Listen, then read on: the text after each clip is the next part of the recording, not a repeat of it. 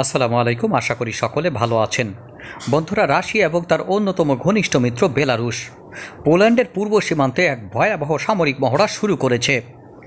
জাপাদ 2025 নামের এই সামরিক মহড়ায় মূলত ইউরোপকে কাঁপিয়ে দেওয়ার একটি সিদ্ধান্ত গ্রহণ করা হয়েছে। সম্ভবত মিস্টার ভ্লাদিমির পুতিন খুব ভালো করে জানেন ইউক্রেনকে শুধুমাত্র একক আক্রমণ পরিচালনার মাধ্যমে চাপে রাখা সম্ভব নয়। তাই এভাবে এমন একটা পরিকল্পনা গ্রহণ করতে হবে যার মাধ্যমে ন্যাটোকে পরিপূর্ণভাবে ব্যস্ত রাখা যায় পূর্ব সীমান্তে। তাই ইউক্রেনের বিভিন্ন ফ্রন্ট লাইনে আক্রমণ বৃদ্ধির পাশাপাশি তিনি আরেক চরম পরিকল্পনা গ্রহণ করেছেন যার মাধ্যমে পুরো ইউরোপকে কাঁপিয়ে দেওয়া সম্ভব। অর্থাৎ সোজা হিসাব হলো এটা, ইউক্রেনের অভ্যন্তরে যতটা না মার্কিন যুক্তরাষ্ট্র এই মুহূর্তে বাড়াবাড়ি করছে তার চেয়ে অতিমাত্রায় বাড়াবাড়ি করছে মিস্টার ভ্লাদিমির পুতিনের বক্তব্য অনুসারে ইউরোপ। সুতরাং ইউরোপের এই শাস্তি প্রাপ্য, এমনই ধরনের পদ্ধতিগত অবস্থানে তিনি রয়েছেন। তাই ইউরোপকে যদি শাস্তি দিতে হয় বা ইউরোপকে যদি হুমকি দিতে হয়, আপনি কাকে হুমকি দেবেন? স্পষ্টত ইউরোপের রক্ষা কবচ হিসেবে এই মুহূর্তে কাজ করছে ন্যাটো। তাই ন্যাটোকে যদি এখানে ভয় দেখানো যায় বা ন্যাটোকে যদি চাপে রাখা যায়, তারা পরিপূর্ণভাবে ইউক্রেনকে সহায়তা করতে পারবে না। আর এই সকল সামরিক উদ্দেশ্য সম্পর্কে মিস্টার ভ্লাদিমির পুতিন খুব ভালোভাবেই ওয়াকিবহাল। এখন রাশিয়া এবং বেলারুশের এই সামরিক মহড়া ইউরোপীয় ইউনিয়ন কীভাবে গ্রহণ করবে? নিশ্চিতভাবে এটি তাদের মতো উত্তেজনা তৈরি করবে এবং পোল্যান্ডের প্রধানমন্ত্রীর বক্তব্য অনুযায়ী দ্বিতীয় বিশ্বযুদ্ধের পর এই প্রথমবারের মতো তারা বড় ধরনের নিরাপত্তা চ্যালেঞ্জের মুখে রয়েছে। আর এ কারণেই তারা তাদের পূর্বাঞ্চলে পূর্বের 10,000 সৈন্য থেকে বাড়িয়ে বর্তমানে আরও প্রায় 30,000 অতিরিক্ত সৈন্য, অর্থাৎ মোট 40,000 অতিরিক্ত সৈন্য পোল্যান্ড বেলারুশ সীমান্তে তারা মোতায়েন করতে যাচ্ছে। এদিকে আর একটা সংবাদ ন্যাটো এবং পোল্যান্ডের মাথা ঘুরিয়ে দিতে পারে। শোনা যাচ্ছে বেলারুশের অন্যতম ঘনিষ্ঠ মিত্র রাশিয়া দুইজনে মিলে আরেকটি হাইপারসনিক মিসাইলের পরীক্ষা করবে। আর এই হাইপারসনিক মিসাইলের নাম আপনারা সকলেই জানেন। মূলত এই হাইপারসনিক মিসাইল কয়েকদিন পূর্বে ইউক্রেনের অভ্যন্তরে ছুড়েছিল রাশিয়া। মাল্টিপল ওয়ারহেডবাহী এই হাইপারসনিক মিসাইলের গতি এবং তার সামগ্রিক বৈশিষ্ট্য সম্পর্কে যদি আপনারা জানেন তাহলে মাথা ঘুরে যাওয়ার অবস্থা তৈরি হবে। আপনারা ওরিশনিকের নাম শুনেছেন। হ্যাঁ বন্ধুরা, এটি পরীক্ষা করার সিদ্ধান্ত নিয়েছে রাশিয়া এবং তার ঘনিষ্ঠ মিত্র বেলারুশ। এই ওরিশনিক কয়েকটা ইতিমধ্যে ইউক্রেনের অভ্যন্তরে ব্যবহার করা হয়েছে।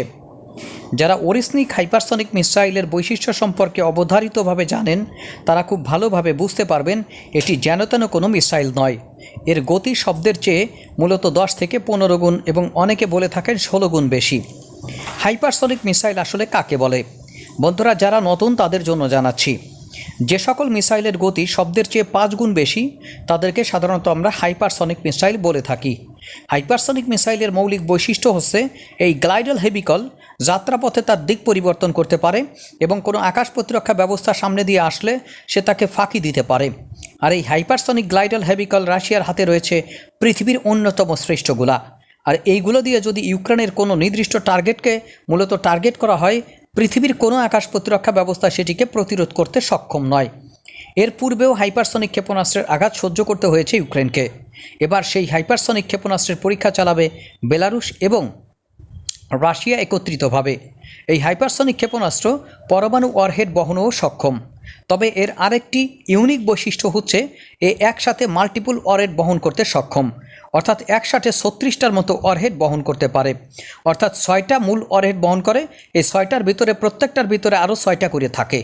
বুঝতেই পারছেন, একে যখন আপনি প্রতিরোধ করবেন তখন আকাশ থেকে খণ্ড বিখণ্ড হয়ে বিভিন্ন অবস্থানে আঘাত করবে।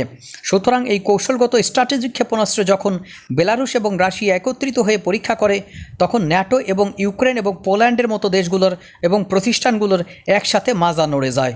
এই ব্যাপারগুলো অত্যন্ত হাই সফিস্টিকেটেড এবং স্পর্শকাতর। সুতরাং রাশিয়া এবং বেলারুশের মতো দেশ যখন পোল্যান্ড সীমান্তে জাপাদ 2025 যে মিলিটারি ড্রিলটি করছে, সেই মিলিটারি ড্রিলের অংশ হিসেবে এই ধরনের ভয়ঙ্কর হাইপারসনিক ক্ষেপণাস্ত্রের পরীক্ষা চালায়, সেটি আর কোনো নির্দিষ্ট পরীক্ষা বা ড্রিলের মধ্যে সীমাবদ্ধ থাকে না। তখন সেটি এমন পর্যায়ে চলে যায়, এর যদি জবাব এবং পূর্ণাঙ্গ প্রস্তুতি পোল্যান্ডের কাছে না থাকে তাহলে ভবিষ্যতে যে কোনো সময় রাশিয়া থেকে যদি পূর্ণাঙ্গ যুদ্ধ পার্শ্ববর্তী প্রতিবেশী ন্যাটো দেশসমূহের বিরুদ্ধে শুরু করা হয় তাহলে তারা আর কোনো পানি খাওয়ারই টাইম পাবে না। সুতরাং এই সম্পর্কেও তাদের প্রস্তুতি অত্যাবশ্যকীয়। এক্ষেত্রে ন্যাটো টিম তাদের প্রস্তুতি ইতিমধ্যে শুরু করে দিয়েছে।